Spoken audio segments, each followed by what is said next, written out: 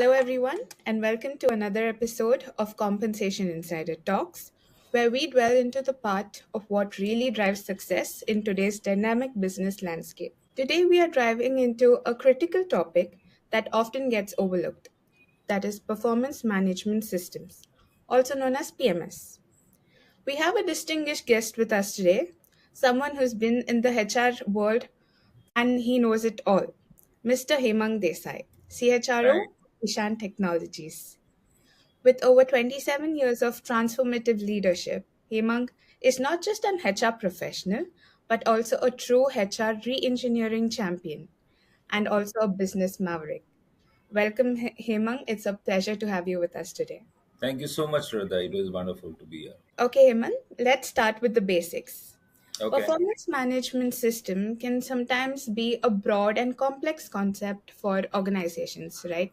Yes. In your words, how would you define PMS and why is it so critical for businesses today? I would say today the most important competitive advantage that you get is people and its productivity. And anything that measures that productivity will give you an edge over others.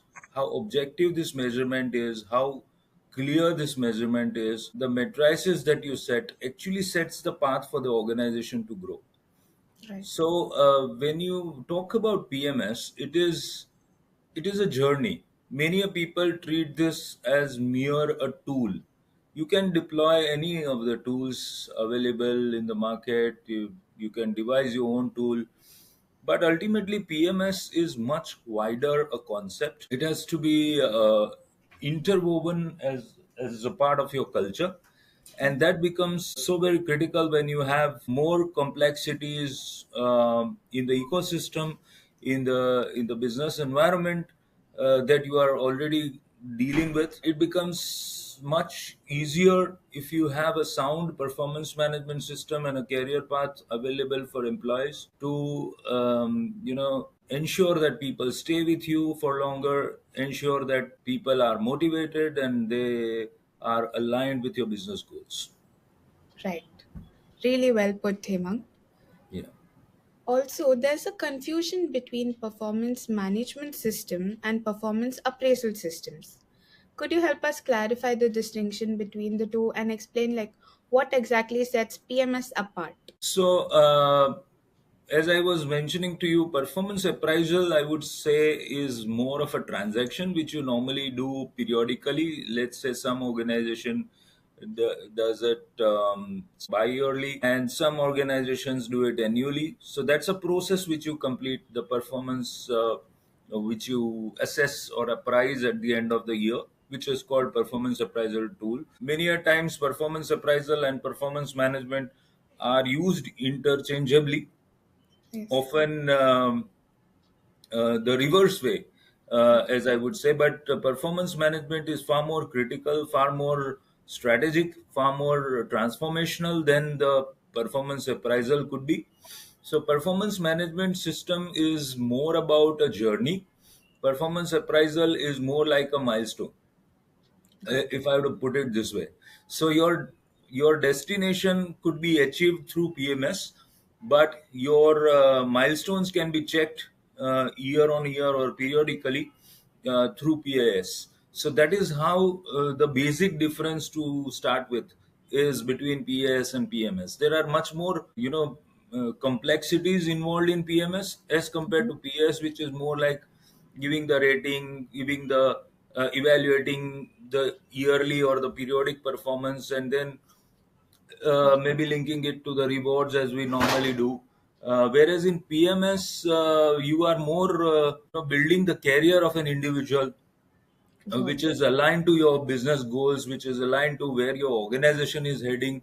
So, so there are a lot many things which get involved beyond performance appraisal system into Right. it. Got it. Well said, Hemang. Now it's quite clear for us. Thank you. Also, in your extensive experience, do you find that organizations today truly grasp the importance of an effective PMS? Or is there still a gap between how it's implemented? So I see it is bit distorted. as I have understood PMS, it is first of all, most of the people, when they think of PMS, they think of increments, they think of incentives, they think of rewards for the employee, and somehow they link to the ratings and other things. Right. Whereas I see PMS is more like a thermometer, so if you have to check the temperature, where you are we heated up for the kind of for the race we are going for. Mm-hmm. So that is the tool which PMS works, but normally we link it to the reward, we pay the increments, incentives, and then we forget about it. Whereas PMS should be ideally used to provide the feedback of the performance of an individual, and where all are the gaps, both from the organizational perspective and from the individual perspective. So when you have a proper PMS in your organization, it will provide an opportunity between the superior and the individual, or the assessor and the SSC, to discuss each other's expectations from each other, so that, and the organization, so that the overall performance in the productivity increases. Here what we normally do is, these appraisals are done confidentially, the appraisals are done as per certain predefined matrices, whereas you would have observed that today the industry scenario is very dynamic. So what is relevant before 1 year probably is irrelevant after a year. So Absolutely. is absolutely obsolete after a year. So Right. sitting with your SSC every 6 months or 3 months, and try and understand, are we going on the right track? Are there any major hurdles in the path? Would really help, because on a daily basis, each one is so stuck up with the routine operational kind of activities that you may not get time unless you have a formal process to do that. Correct. So that's where PMS helps. Yes. You've really made a compelling point, Hemang. Yes. So, yeah, if there's a gap, like what role does regular feedback, as you said, feedback is important, right? What role does it play in ensuring the PMS functions effectively and benefits both the organization and the employees as well? I would say feedback, if taken very positively by both ends, it serves as a great motivating tool. It serves as a great engaging tool. So perhaps we can reduce a lot of attrition because of that. Why? Because the employee, if at all he's falling short of his targets, the bosses know that why is he falling short of targets, what are the constraints really we are facing. And if the employee doesn't get the desired result, he also knows that the organization is quite considerate, the organization is ready to listen to my problems and my issues, which get solved through this PMS process. Also, the major problem I have observed in my 27 years is why people leave. One of the major reasons, all Gallup studies have been done, all other things have been done, but when the employee finds the growth path opaque, he is not able to see his growth within the organization. That's where he starts leaving the organization or thinks of Right. leaving the organization. Yeah, makes sense. Irrespective of whether the organization is growing or not, he would personally not see his growth path, and therefore he will leave. Right. Neither the superiors will have time to sit with them and discuss where all it's not going in the right direction, or what is it that he is lacking to achieve the kind of growth that he is envisaging, Right. is what where the gap lies, and that's where the major hurdle is in terms of retaining people. So that's what I feel is the reason. Correct. Absolutely, Hemang. Feedback is indeed crucial. Yeah, Right. Another aspect that frequently comes up in discussions when we are talking about PMS is the importance of coaching and mentoring. How true. do these components fit into creating a successful and impactful PMS? What do you think? So when you have those feedback sessions as part of PMS, the role that a supervisor plays is also of a coach. So I would say coaching and mentoring are different in many ways, but one of the key elements that differentiates coaching and mentoring is the coach will have to play in the field like it happens in the sports. So the supervisor will not just have to advise that these are your shortcomings, these are the problems with you, these are the issues with you. Most of the time in our contemporary setups, people used to simply advise and leave it there. If at all there are feedback sessions, they would say that you are. So it's more towards finding faults with the employee.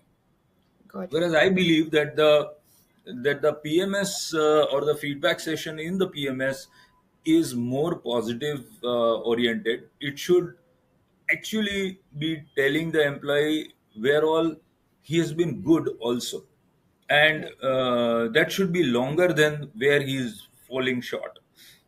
Right. If I were the supervisor, I would take it on myself, and therefore I will not only just tell him where all things are going wrong, I would walk a mile with him about how to solve the problem.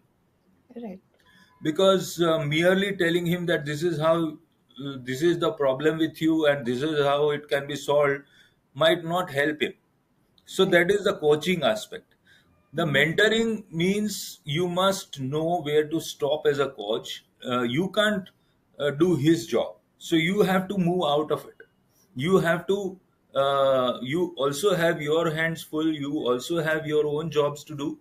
So you can coach him to some extent, but ultimately you have to be a mentor. You have to be an observer. You have to be a facilitator in terms of how does the person falls and then gets up. That's the ultimate achievement of a PMS cycle, True. because you can't be always there for the person through the entire career journey. So the person has to learn to be self-reliant, to be self-focused, and less dependent on the mentor or the coach or the supervisor. Got it. Absolutely, Hemang. Yeah, now it's quite clear that these are not Thank you. just additions but also an integral part of PMS. Yes. So, would you say that these elements are what differentiate a mediocre PMS from that of an exceptional one? Yes, of course. I mean, you have to have a proper understanding, the clarity of the concept before adapting to any new system, any new process. And therefore, the person who has a clarity, the organization which has a clarity about why we are doing a particular, be it any process. I'm not just talking about PMS. In many organizations, there is a trend that we have started our ERP. Now, what I found is that when you have a ERP system, what you don't take care of is the basics. Your processes are not clear. Your flow of authority is not very clear, and then you go for any system, it will be a disaster. So Right, when I say PMS or PS, your prerequisites are that you should be very clear about how your organization structure is, how your authority flows, the jobs are structured, how they would be monitored, and why they are being monitored in a particular way. So if you are clear about all those things, your PMS will definitely yield its results. So right, I don't see PMS anyway becoming an hurdle. There are various methods nowadays, this which are used: KRA, KPI, OKR, etc. But then, unless the basics are not clear, the things would not bring the desired results. Is what I feel. right. Excellent point, Hemang. Absolutely agreed to that. Thank you. So, yes, that brings us to the last segment of this episode. We will now be taking up a few questions from Compensation Insider Okay. community that is powered by Okay. Compa. In this Okay. community, we have all the HR and reward professionals from Right. all over who gather regularly and come Okay. together to discuss challenges about compensation, benchmarking, Excellent. total rewards, and much more. Excellent. For all the listeners, If you would like to be a part of this growing network, we'd include a link in the description Sure. from which you can join our community and make the most of it. Right. Now, let's get started with some of the questions we had from our community members Sure. here. Sure, Siddhu. Firstly, how can companies ensure their PMS fosters employee engagement rather than being seen as just another compliance activity? Yes. So, as I was mentioning earlier, this has to see today. Most of the employees are quite aware employees. They are not the ones who would go ahead with whatever has been told, do as directed types of employees. So, you Right, need to bring in a lot of conviction before you introduce any system in the organization, be it PMS or any other system. right, And what does this conviction means? Conviction means that every employee should be answered his or her question that what is in there for me. So right, if a person finds that yes, there is a value addition to my profile, my CV, my working, merits, then probably you don't have to tell them much. fair You will point. have to just explain to them how it helps them. I was surprised when one of the persons working with me in one of the organization told me that ये तो HR का exercise है, every HR person has to do this to earn their bread. And I Right. was quite zapped, that this is how employees perceive that it is only HR's exercise and it is not nothing to do with us. Whereas the PMS is more of an organizational, it should be an organizational exercise, not an HR exercise. Right. HR can be a mere facilitator, but that is how it is. So people's perception can also only be improved if you are able to answer this question that what is in there for me. Right. Correct. Next, they want to know what steps can an organization take to align an individual performance goals with its broader strategic objectives. Yes, so very interesting question, and that's something which most of the organizations are grappling with. First of all, I personally feel I was going through the through a book, Measure What Matters, and Measure What Matters talks about the OKRs, and so you got to be a little more flexible when it comes to goal setting of individuals. So it should have both the element of the organizational objectives cascaded down to the lowest level, and also an element of an individual aspirations. Now this has to be crafted very well so that the individual is also able to see that whatever I achieved for my career growth and what is it that I have contributed to the overall organizational design or the organizational goals. Both ways it should reflect in those goals, then only those goals will be motivating enough for the individual to drive through. Or else what will happen is most of the time people would not realize that they have contributed to the organization and they might lose the alignment with the overall organizational goals during the Right. process. Secondly, what people are missing out is the M in the SMART goals. So when we talk about it should be measurable. It should be measurable in terms of quality, quantity, or timeliness, which people are often missing out, especially for the non-technical teams or for those functions where there are more of operational tasks than any specific project based milestones. Right. But I don't believe that you have any of the goals which cannot be measured. So always you should set a goal which is measured, which is achievable, and within which has a time frame. Got Okay, it. so you must have those areas very clearly defined where it is measurable. There would be always 30-40% content of your job which may not be measurable, Got it. but that may not fall under the KRA KPIs that you are planning to do. So therefore your goals have to be articulated in such a way that it has both your own motivation as well as organizational goals aligned to it. Right. Absolutely, Hemang. Next, we have how do we manage underperformance in a way that is constructive and leads to real improvement through the PMS process. So for the underperformance there can be a variety of reasons, Uh-huh. and one of the reasons which I've often found is the wrong fitment in the role. So I it will be too premature to say that a person is incompetent, though we often come to the conclusion very fast that the person is incompetent to handle the job. Mhm. Now, what would have happened is probably in the kind of culture that we have been brought up into is where you may or may not enjoy the job, but if you are given a plum designation, if you are given a great salary, you have to grab that job, the first that comes your way. Yeah. So what happens many a times people find themselves they can manage initial 5 7 years, but as the Mhm. responsibilities grow, as the complexities grow of the job, unless you have the passion for it, you will get lost. Okay, so that's where the mediocrity and that's where the incompetency starts showing up.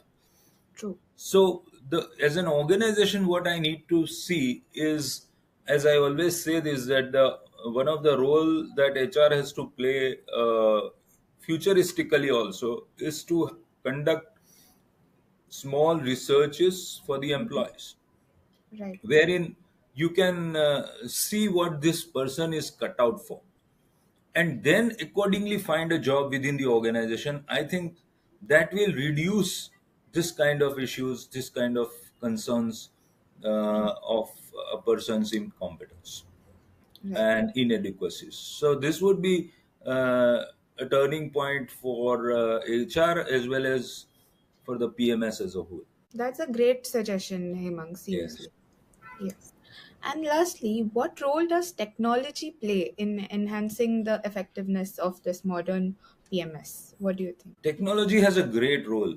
Uh, I would say, provided your process is well defined and well articulated, well designed, technology ensures consistency, Right. technology ensures transparency, technology ensures objectivity, technology ensures,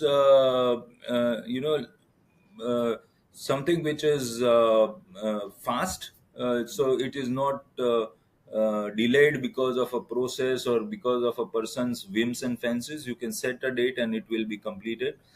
uh, Right. and also it will keep you better records of what is happening. Okay, so these are some of the advantages of technologies which one should tap, and whether it is PMS, whether it is training and development, it can help you with this record. Say, for example, most of the time the training needs are identified based on the gap between actual and the desired performance. So your Right. performance appraisal becomes the input for the training need identification, and that's where Mhm. the technology would help. Nowadays, with the help of AI, you can actually nail down a person to the actual need of a person rather than just going through superficial or whatever the supervisor Right. suggests. Yes, absolutely. Yes, technology is really playing a very crucial role in our True, lives nowadays, in all fields. true, very Great. true.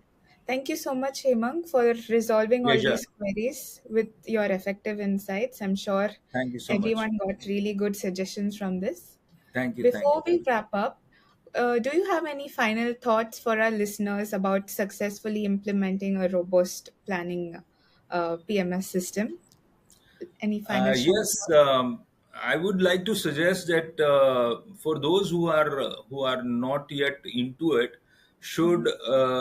should bring in an indigenous PMS. Start with a very simple one. Not should not be a very complex, but stick to it. Like once you have planned, you have designed, you have defined what is PMS for you. I would suggest that you keep it consistent at least for 3 cycles. So if you are doing half yearly cycles, at least for 1.5 years, and if you are doing it for annually, at least for 2 to 3 years time, you should be consistent, and then see how it is bringing the change, and Right. I'm not saying you should not tweak them in between, but by and large the philosophy or the way in which it is executed should remain same, so that the people find the real value in it. Otherwise, what will happen is they might find that this year it was this, the other year it will be something else. Mm. So my fellow HR professionals, they always claim that I have designed the PMS for this organization, that organization. What they Mm. actually do is change the formats.